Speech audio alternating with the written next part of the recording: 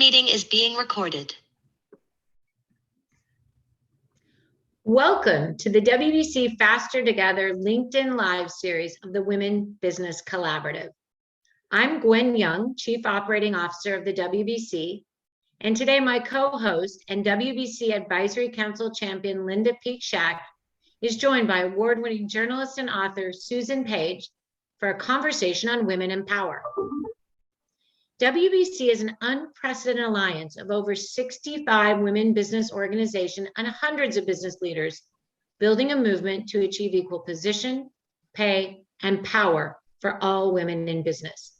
Through collaboration, advocacy, action, and accountability, we are mobilizing thousands to create momentum and accelerate the pace of change.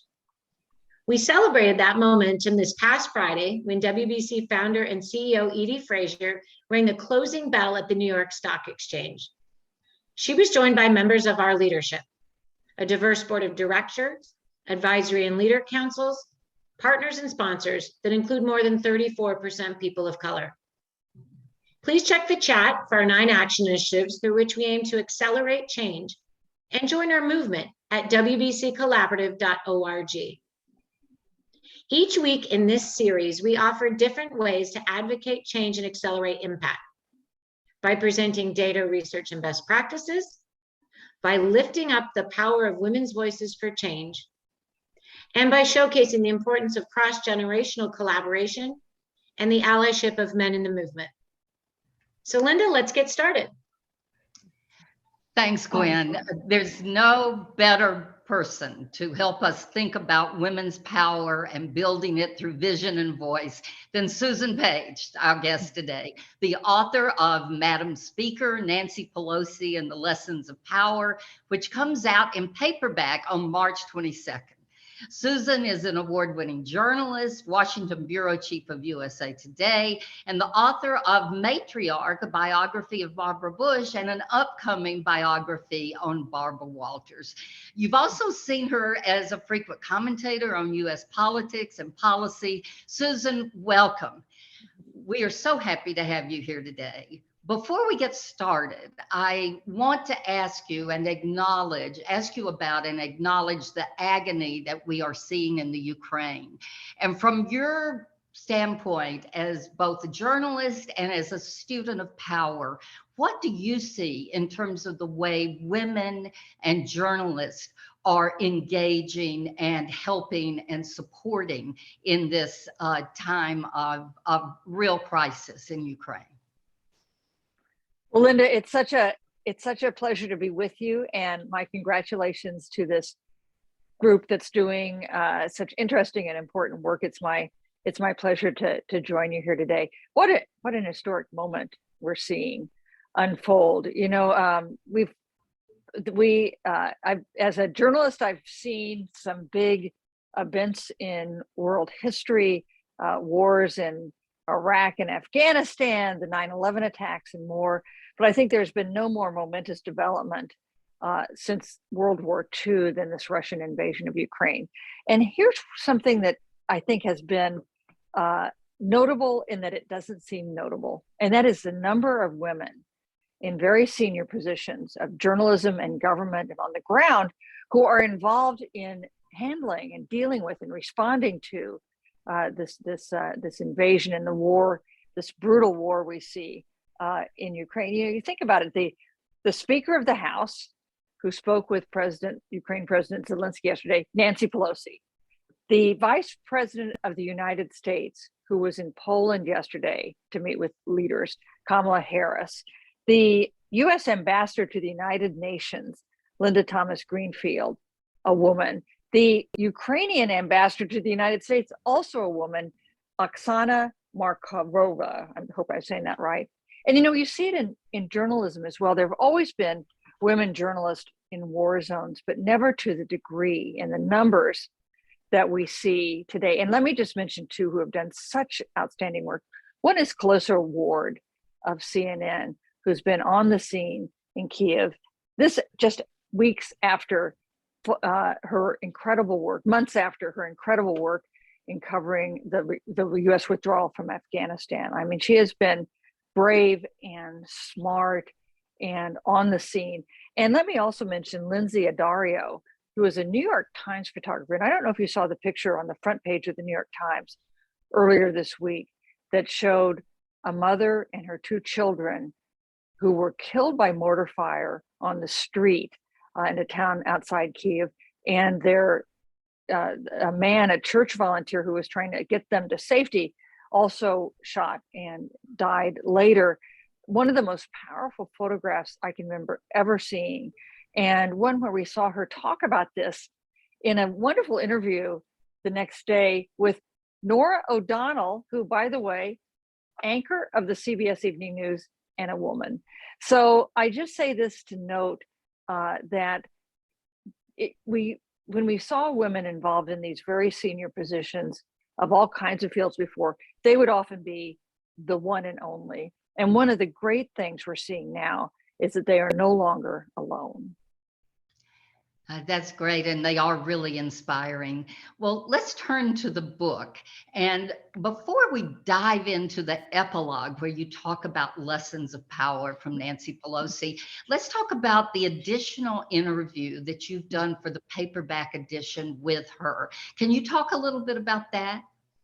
Yeah, I'd be glad to. You know, Linda, let me just mention that when I started this book, I didn't have any deal with Nancy Pelosi on whether she would talk to me for it, which I think seems stupid. And I'd be interested in your perspective since you were sort of on the other sides of these negotiations. I was worried that if I asked Nancy Pelosi if she would do interviews with me for this biography, and she said no, that I would chicken out. And I was afraid that if I asked her if she would cooperate and she said yes, she would think she had some power, some sway over what I wrote. So I signed a contract to this book, having not any guarantee that she would cooperate. And thank goodness she did. She did 10 interviews with me for the hardcover edition of the book, which is when you're Speaker of the House, you got some other things on your schedule. So I was very grateful for that level of cooperation. And then after the hardcover came out, it was just my publisher had to extend my deadline so I could note the events of January 6th. So momentous, so important. And so for the paperback, which comes out later this month, I went back and had an 11th interview with Nancy Pelosi to talk specifically about January 6th. And it enabled me to expand that final chapter of the book. And here's what she told me. First of all, she said when she was up there presiding, she had no idea there was so much trouble brewing outside the Capitol. And an aide of hers came up and said, "You have to leave." And she said, "Why?" And he said, "No, you have to leave. You have to leave right now." She assumed it was some kerfuffle with Republicans. And she left her phone up on the dais on the assumption she was going to be right back. So they hustle her off out of harm's way, not with that much time to spare, as it turned out. And I asked her, the mob came rushing in. You may have seen the footage of them chanting, "Nancy, Nancy," and it reminded me of a horror movie. And I asked her, if they had caught you, would they have killed you? And she said, yes, that was what they were trying to do. And then she said, but they would have had a battle on their hands because I'm a street fighter. And then she lifted up her foot. And, Nancy Pelosi wears these 4-inch stiletto heels that I could not possibly walk in myself. She pointed to her stiletto heel and said, besides, I could have used that as a weapon. Well, I want to get to a fun question about her power wardrobe later in the session. But thanks for sharing that and for letting us know that will be in the paperback. One of the most compelling parts of the book is your epilogue. And the last line of the book is also the title of her own book, and that is Know Your Power.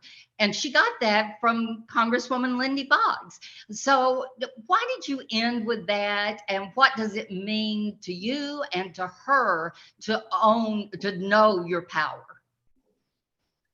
Linda, I went through like 6 different titles for this book before I settled on Nancy Pelosi and the Lessons of Power. but every single title I had the word power in it, because Nancy Pelosi is one of the most skilled politicians in American history, not just among women politicians, in American history, in knowing how to accumulate power, how to wield power, and how to hold power. And she learned these lessons of power, many of them from her remarkable parents, including her father, who was Tommy the Elder D'Alessandro, the 3-term mayor of Baltimore and a very big figure in Baltimore life. And the number one lesson of power that Big Tommy the Elder, taught his daughter Nancy was this: no one is going to give you power.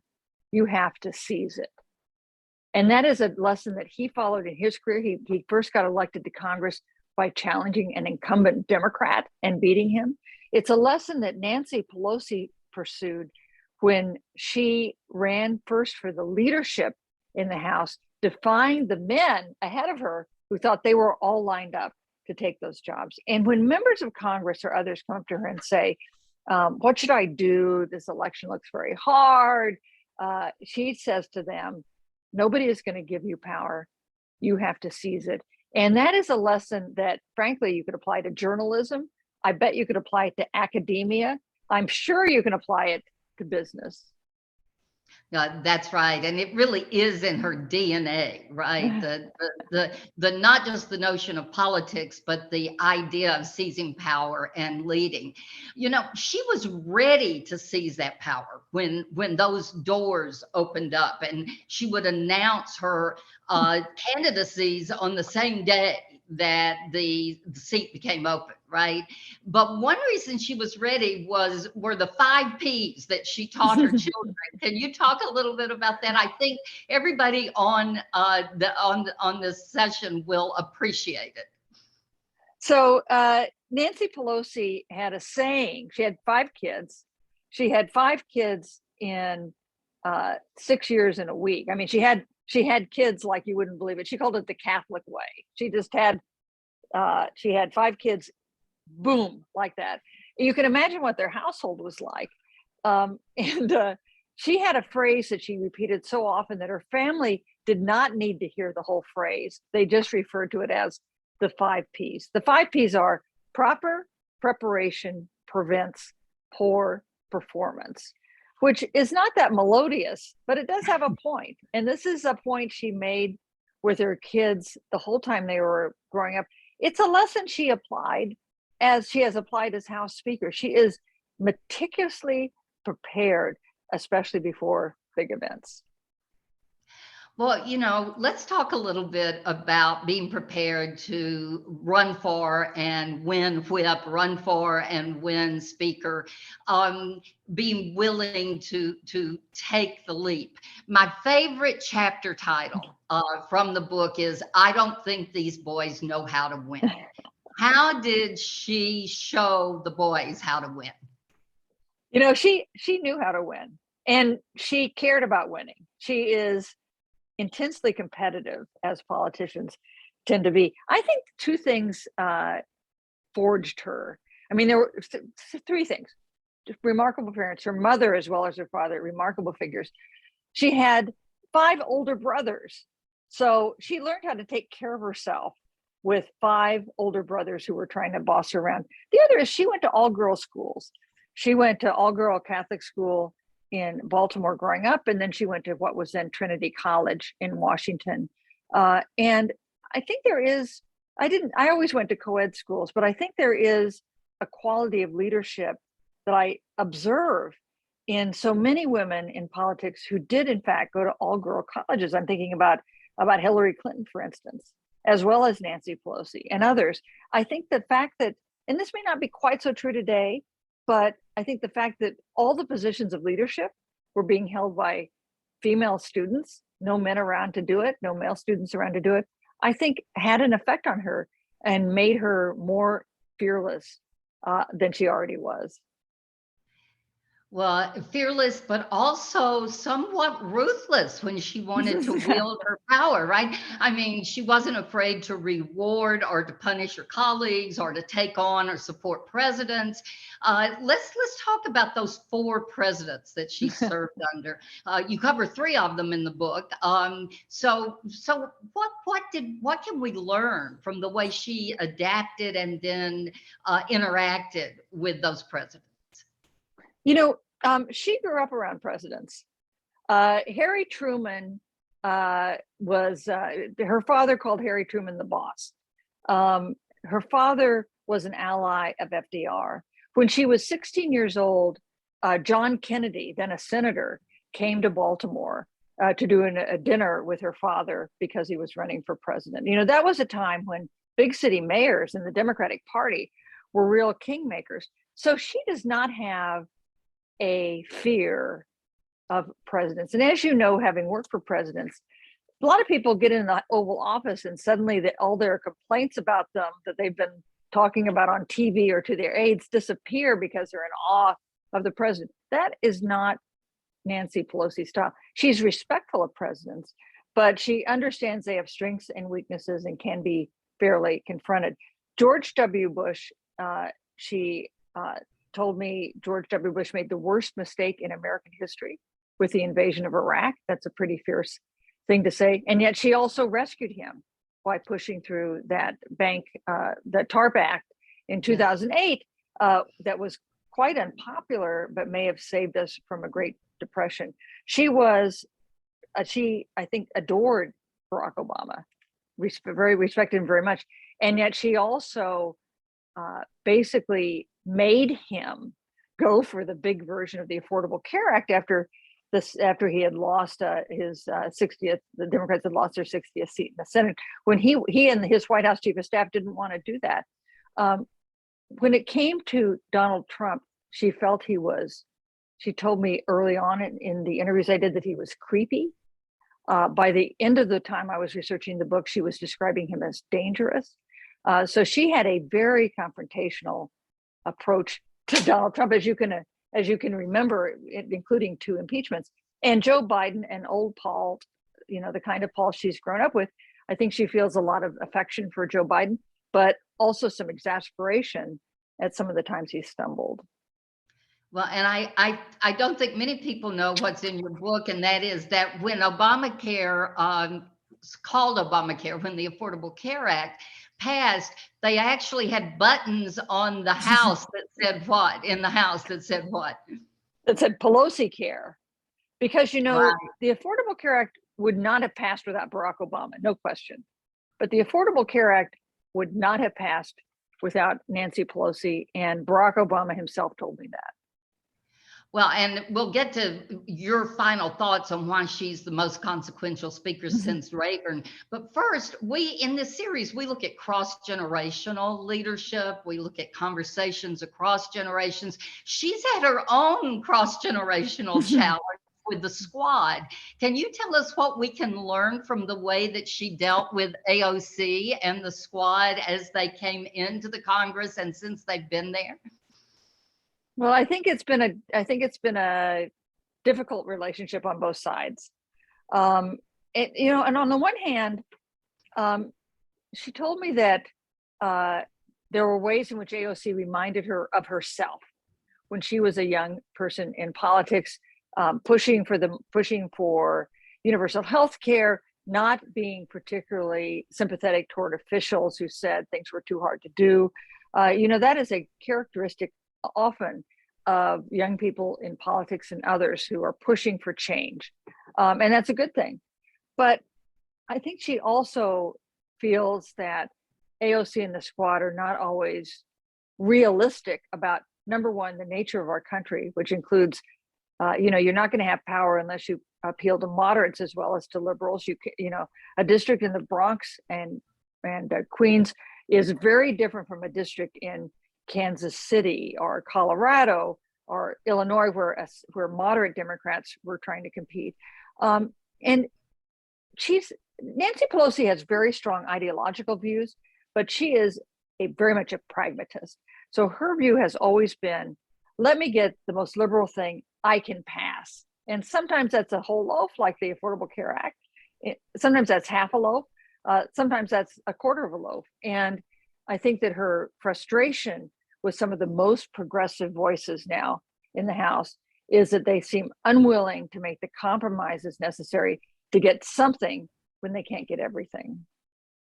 Well, and she's been fairly gracious on some of the first things that happened, like when AOC decided, to, as her first act, to be part of a protest outside of the speaker's office, right? Her reaction to that was what? I mean, very gracious. She sent out a very friendly tweet saying how much she believed in climate change, which is what the demonstration was about. But you notice AOC has become pretty cautious about what she says about Pelosi. She's become more cautious than she started out. And I think that may be because maybe she recognizes the cross pressures Pelosi faces. Maybe she's concerned about what Pelosi could do to her, because Pelosi is willing to wield her power and to punish those who cross her.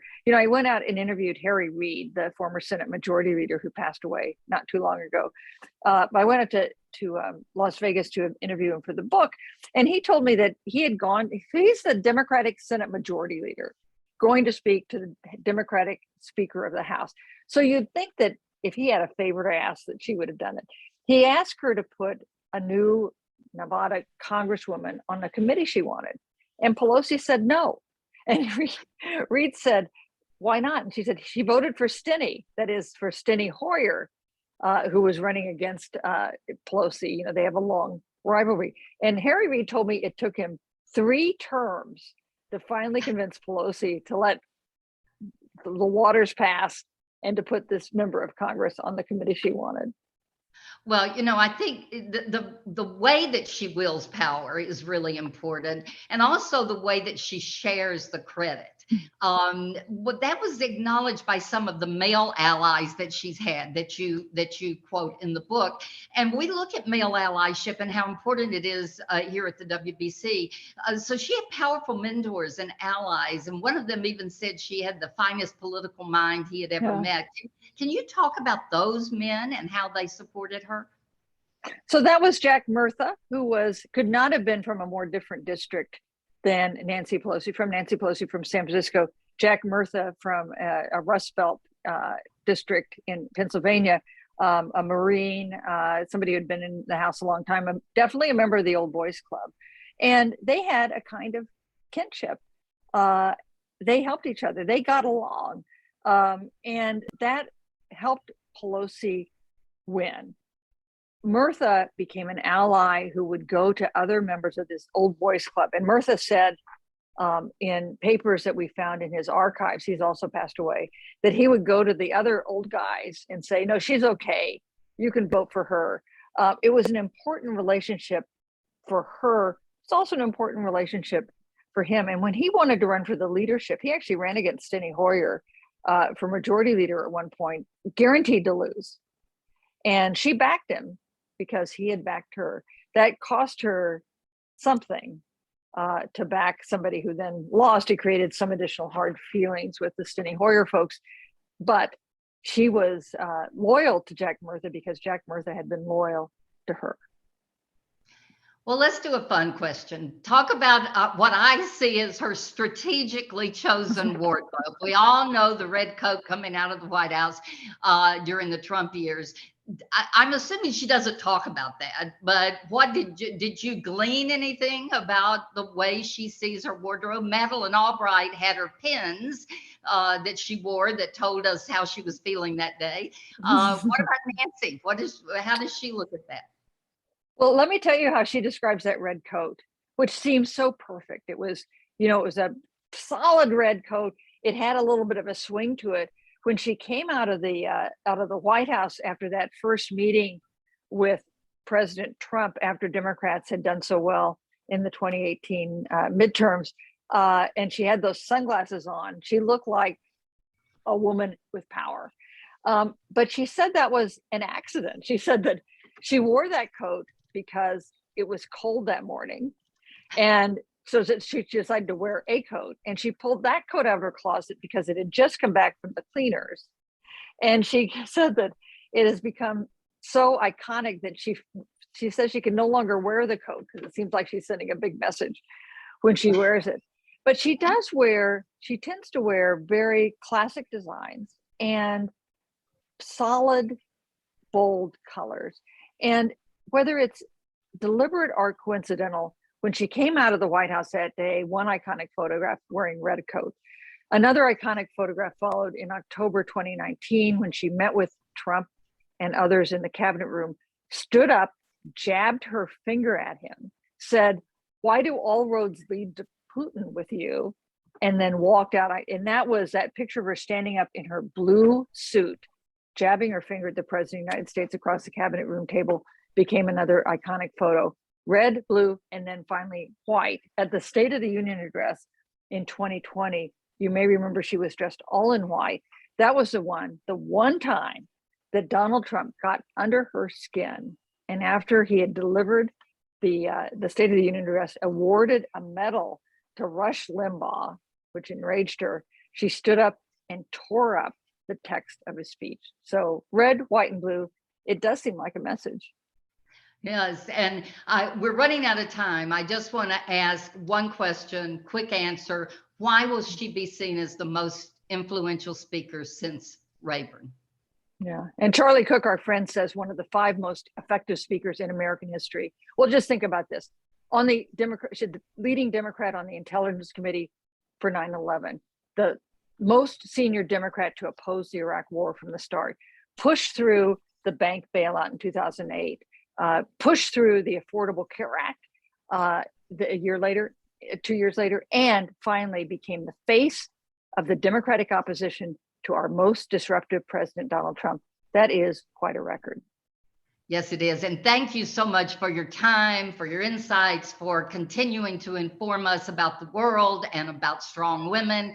And for our audience, Madam Speaker is the book that we recommend for this month. It's coming out in paperback March 22nd.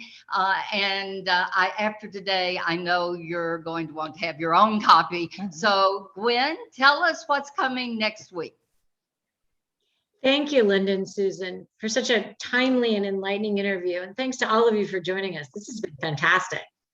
We invite you to WBCcollaborative.org to learn more about the WBC's initiative to increase women in the C-suite and boardroom, to address the underrepresentation of women in industries like controllers of capital, technology, and to advance a pipeline of women leaders to bring gender and pay parity, diversity, equity, inclusion to the business landscape.